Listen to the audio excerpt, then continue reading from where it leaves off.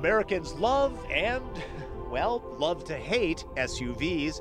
Inside and out, this GMC Yukon looks to be another big, thirsty truck.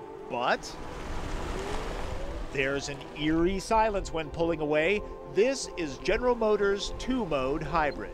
We're not saying SUVs are for everybody. What we're saying here now is a solution if people have a need for an SUV, because an SUV, a full-size SUV, meets three needs no other vehicle can.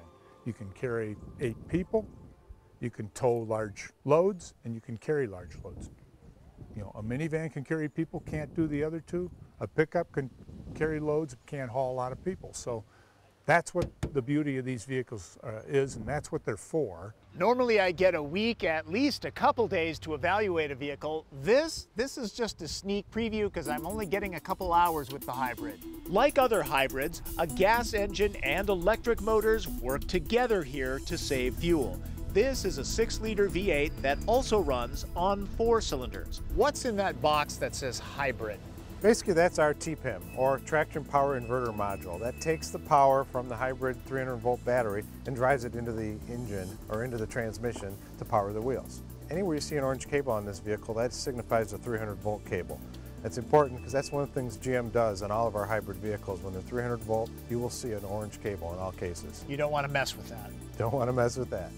The big difference between GM's two-mode system and Toyota's Synergy Drive? We put 2 electric motors inside a transmission case. So the transmission case fits right underneath this truck, just like a regular transmission fits under another truck. Which means any truck on this platform can now be packaged as a hybrid. Cadillac Escalade and GM pickups are next.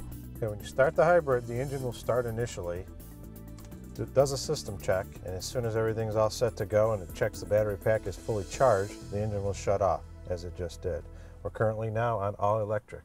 As we drive away, you'll notice we are purely driving away on electric. We can go up to around 30, 32 miles an hour before the gas engine kicks back in and starts to assist again. This silent pull-away is the first mode. Mode 2 happens at highway speeds. The electric motors provide enough assist to keep the V8 in its more efficient 4-cylinder operation twice as long.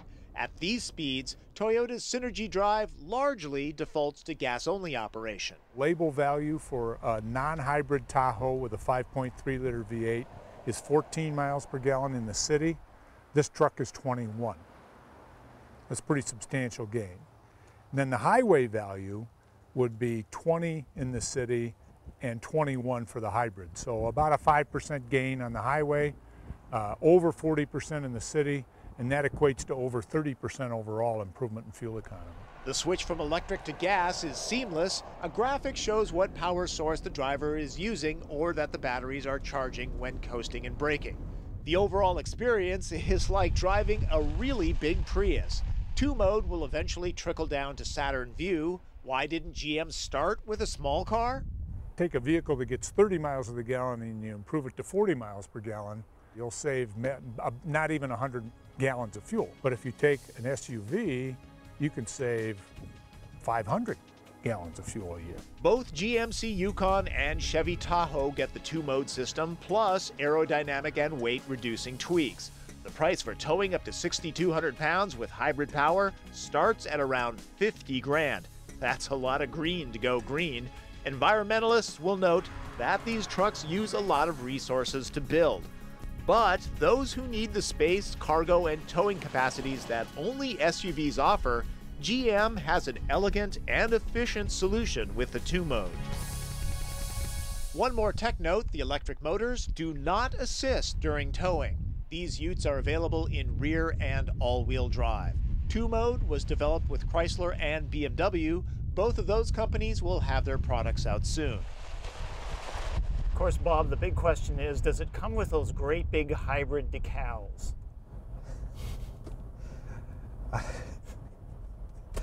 The decals will be available through dealers for customers that do choose to put them on their vehicles. If you want more information on this truck, go to the website, www.nwcn.com/autos. I'll have a more technical breakdown there, and of course, that famous link to my email.